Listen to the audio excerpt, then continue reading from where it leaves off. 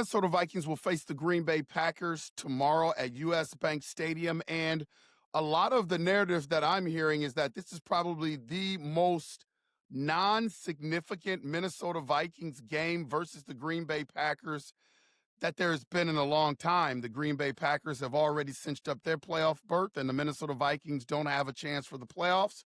But let me tell you why this game may not be so meaningless for the Minnesota Vikings. We'll talk about it on the UP.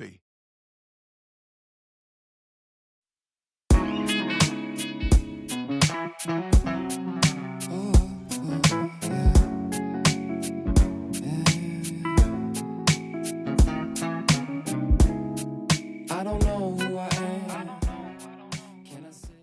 Powered by Riverside FM. The Minnesota Vikings face the Green Bay Packers tomorrow at US Bank Stadium. And a lot of the talk out there is that this game is going to be like a preseason game and that there's just a lack of importance to the game. And you know, I understand where people are coming from, but in my opinion and my perspective on this just differs. Hear me out. I think I usually, especially being in the coaching fraternity, I usually don't get enamored with a lot of stats. I think milestones in sports are really, really important, but I don't really get into stats. This player has to have a certain amount of stats and all this kind of stuff. But I do think tomorrow, UP Nation, Purple Gang Skull Nation, is that when we look at things in this game that I think are important going forward, I think we need to really, really take a look at it and understand the significance of it. Like tomorrow, the talk is JJ, McCarthy, and Justin Jefferson. Let's start with Justin Jefferson first. Justin Jefferson is on the borderline of getting 1,000 yards. And the more and more I think about that, man, the more and more incredible that is when you think about how fast out of the gates Justin Jefferson has gotten into his career. There's never been any signs that he would have ever had a season like this in terms of not getting 1,000 yards. I think it's really, really important because like with any relationship, and I know some of you probably have had relationships out there yourself, where maybe you got into an argument or maybe you were in a rough patch in your relationship and you said or did some things that even though there was a feeling that you fixed them and you started to go forward, those things are still there in the past.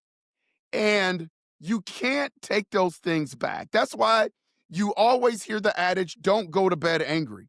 Talk things out. You always hear the adage of watch what you say in heated moments. If you need to walk away so you don't say anything that's going to hurt your relationship, do that. Walk away. Don't try to communicate when things get really, really heated. I equate that kind of to the whole Justin Jefferson thing. Justin Jefferson has been a good soldier, right? Great teammate. Just got the Corey Stringer Award, from the media. This dude has toed the line ever since he's been with the Minnesota Vikings. He's shown up on the field. He's shown up off the field.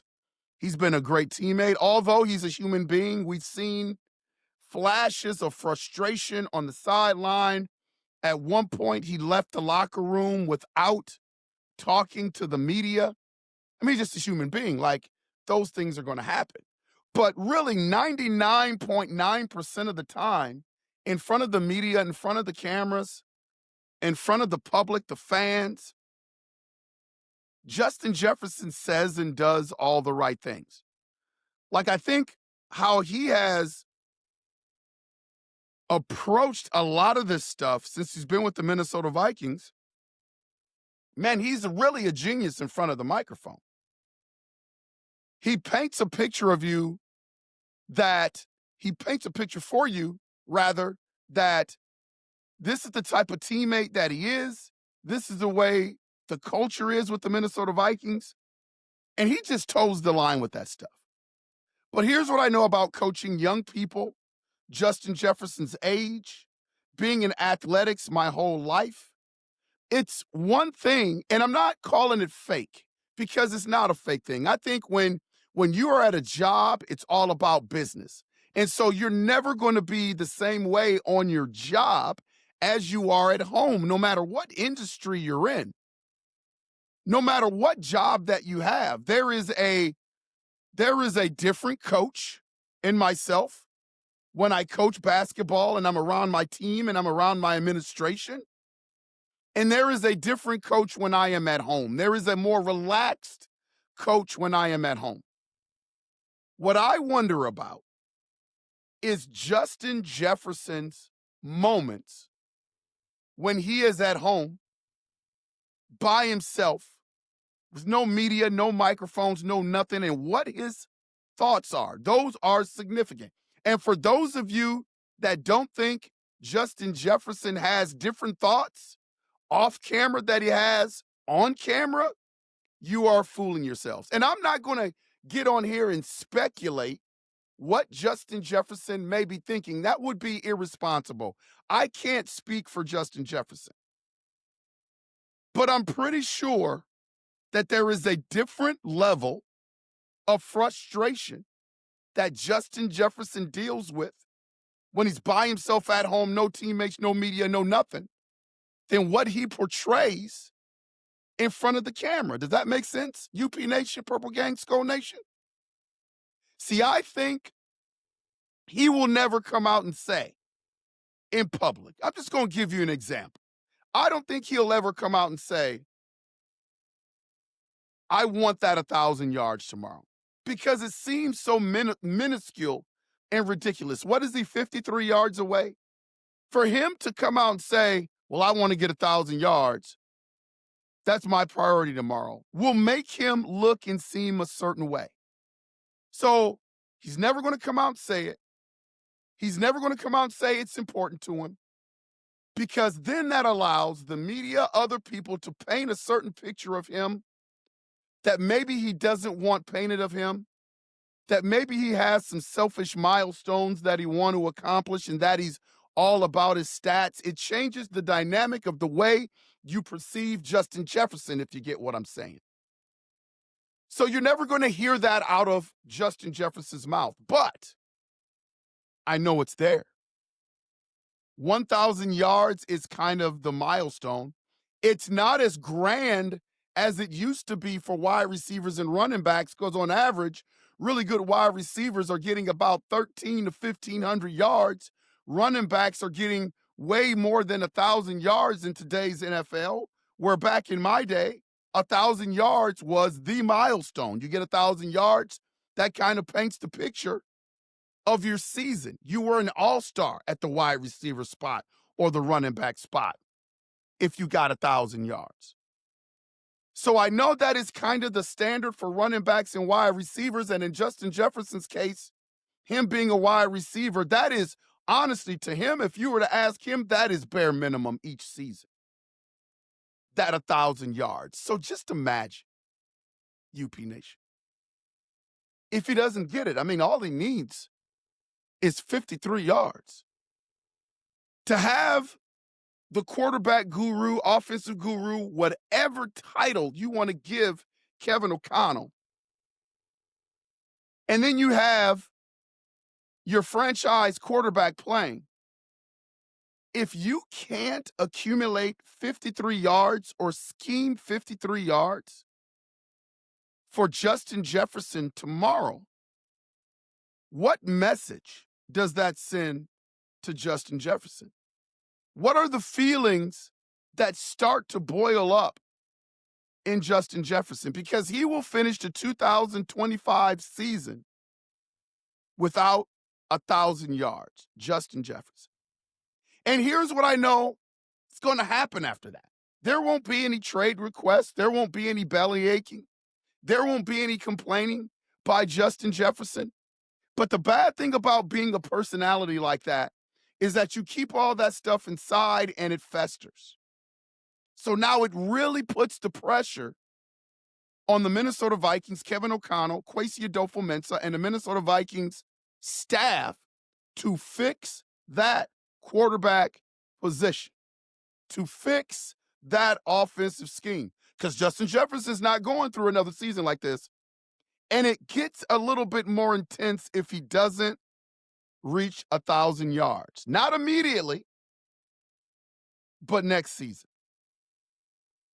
And no matter what happens, there is always going to be this underlying thing. It's like those relationships that I talked about. When you have an argument and you say something that you really can't take back ever. You really can't take back. If Justin Jefferson doesn't reach his 1,000 yards tomorrow against the Green Bay Packers, it's something that the Minnesota Vikings will never be able to correct. It's something that the Minnesota Vikings will never be able to take back. I'm not saying that it's going to be a problem going forth. But if things get a little bit tense, for whatever reason in the future, there's always going to be the 2025 season. In contract negotiations, there's always going to be the 2025 season. If Justin Jefferson starts to look elsewhere, maybe he thinks the grass is greener on another side of the fence with another organization, there's always going to be that 2025 season where he didn't get 1,000 yards. See, these things are significant. This is a very significant game tomorrow. So to say that the game is meaningless, it may be meaningless for the national media, but for Minnesota Viking fans and the Minnesota Vikings football team, this game is not meaningless at all. There are certain priorities that you have in this game that you have to hit. Justin Jefferson is one of those priorities. It is paramount.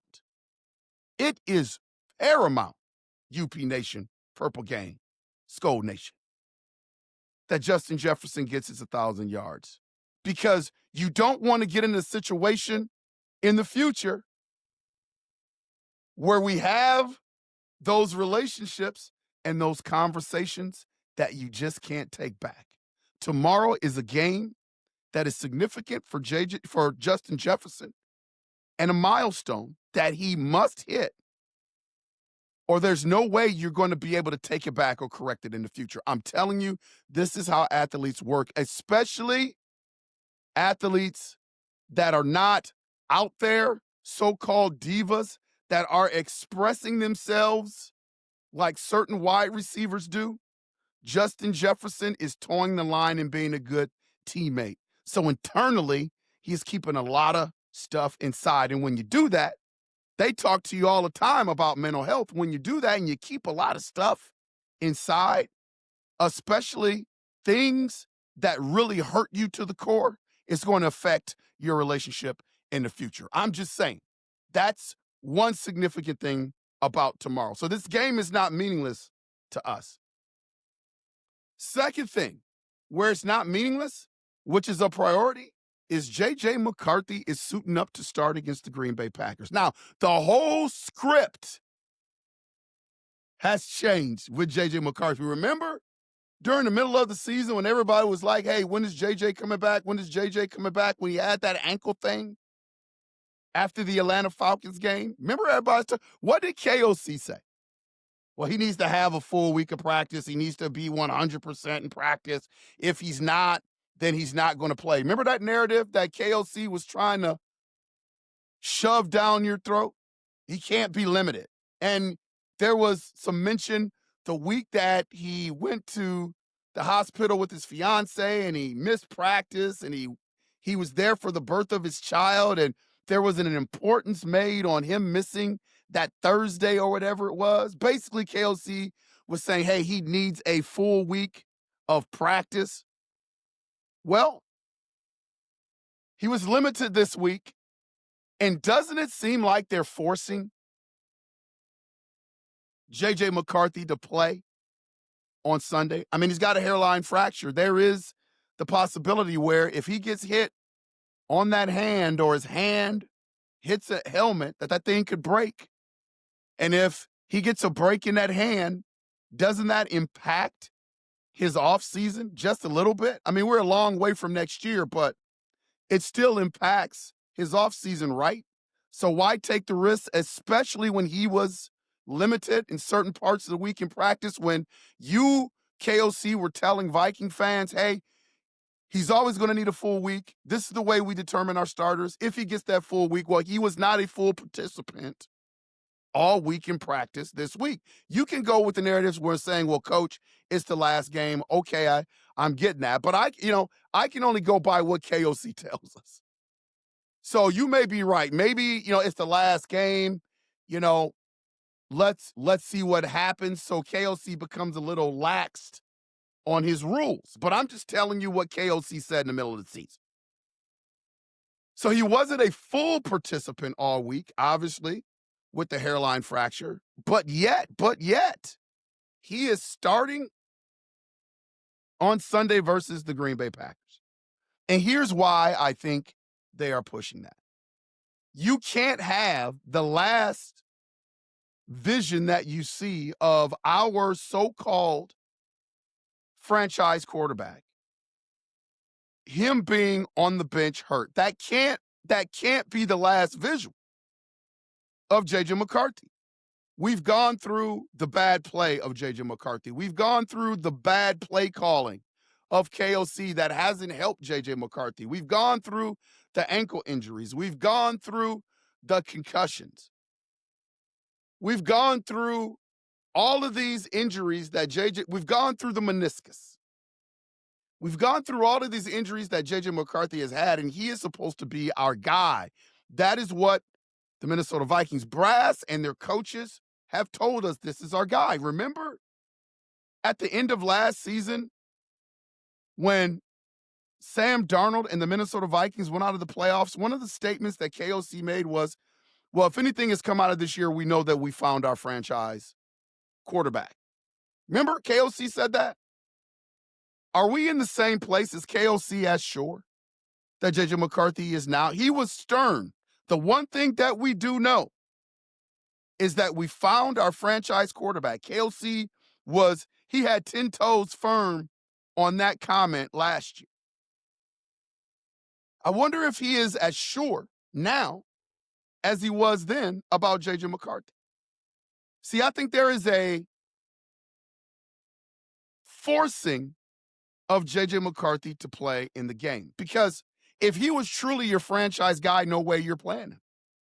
The Packers aren't going with Jordan Love. They're not going with Malik Willis. They're not forcing that. And I know that they're in the playoffs. I get it's a different scenario. But J.J. McCarthy is supposedly our franchise guy. You could take a chance on usurping your offseason program if his hand gets broke. You with me? UP Nation, Purple Gang, Skull Nation, you with me? You see what I'm talking about? If he breaks that hand, it affects off-season progression. But the Minnesota Vikings understand that the last vision that we can't have of J.J. McCarthy is him on the bench being hurt again. You can't have that. And so this game becomes really non-meaningless. Like, this is a meaningful game. Because now that J.J. McCarthy is going to play, you got two roads you can take. He's either going to look competent and really good at the quarterback position, and that will be your last visual of J.J. McCarthy. If he comes out and balls out, and he hasn't really had a game like this, but if he comes out and throws for about 300 yards, 3 touchdowns, he's had a few 3-touchdown games. But if he comes out and he has a game like that, man, what a great visual that is to go into the offseason, right? UP Nation, Purple Gang, Skull Nation. Norse, what do you think? Purple Soda, what do you think? That's a great visual to go into the offseason with. Doesn't mean anything for next year. But, man, if J.J. McCarthy comes out and puts out a performance, that'll tide you over until next year. That'll kind of get the bad taste out of your mouth from the season. Like, there'll be some things that'll still be there. Don't get me wrong. But it'll tide you over to next year. So that's significant for the Minnesota Vikings. I believe it's sincerely why they are pushing him to start on Sunday with this hairline fracture. On the other end, J.J. McCarthy could come out and stink up the joint. I mean, he has a hairline fracture. If you have never had a hurt hand, did you see J.J. McCarthy's reaction when they were palpating his hand on the sideline during the game? Man, he nearly went down to his knees. That's painful. So there is a chance that that thing is not quite healed. I've looked up the injury. It's about a 4-week healing injury, and that's being really optimistic. For that thing to really heal, it's about 4 weeks, 4 or 5 weeks. So they said if he couldn't grip the ball, that's one thing, because he wouldn't be able to throw it. So how good is his grip? He may be able to grip it, but is it a 100% grip? And if it's not a 100% grip, that will impact his play on Sunday. And if he stinks up the joint, and that's on the table, I hope that's not the case, but if he stinks up the joint, that will be the visual that you will take into the offseason. And how detrimental is that? See, I think there's a reason for that as well, because now, if that is your last visual as a Minnesota Vikings fan, it will justify a lot of different moves that you make during the offseason.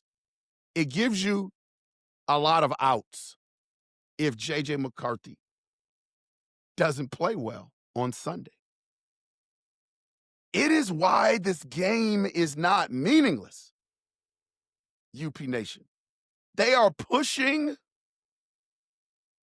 forcing J.J. McCarthy into this game on Sunday. And it's never been like that before. We were clamoring for J.J. McCarthy to play in the preseason. Nope.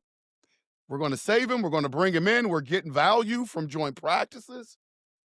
When J.J. McCarthy got hurt in the Atlanta Falcons game and missed a few games, people were like, when is he coming back? When is he coming back? They brought in Carson Wentz to play. There didn't seem to be any sense of urgency in bringing him back. And then you have the Max Brosmer thing versus the Seattle Seahawks. I believe if Max would have balled out, they wouldn't have been so quick to try to bring J.J. McCarthy back. But at every turn, UP Nation, you know I'm right if you think about it. There's never been really a sense of urgency in terms of when J.J. McCarthy was out, injured, to get him back on the field. There has not been that sense of urgency. And now the cherry on top of the Sunday is that Sunday is supposedly a meaningless game. I've heard people call it a preseason game at the end of the season, get a lot of guys in that we need to evaluate. Let's see what they have.